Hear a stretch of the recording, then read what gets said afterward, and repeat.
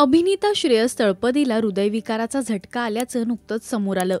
Welcome to जंगल या चित्रपटाचं shoot संपवून श्रेयस घरी परतल्यानंतर त्याला हा झटका आला असून त्याला तातडीने रुग्णालयात दाखल करण्यात आलं आणि त्याची अँजिओप्लास्टी सुद्धा करण्यात आली.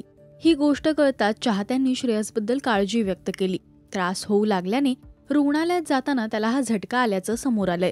तर श्रेयसची बायको दीप्ती तळपदेने सोशल मीडियावर पोस्ट करत त्याच्या प्रकृतीबद्दल अपडेट दिलाय.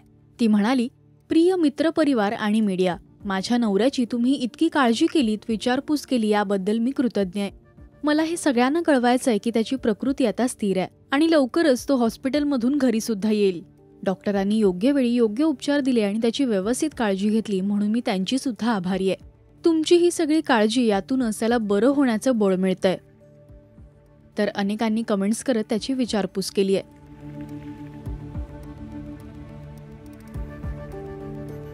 श्रेयस तळपदेची तब्येत लवकरात लवकर बरी व्हावी हीच ईश्वरचरणी प्रार्थना.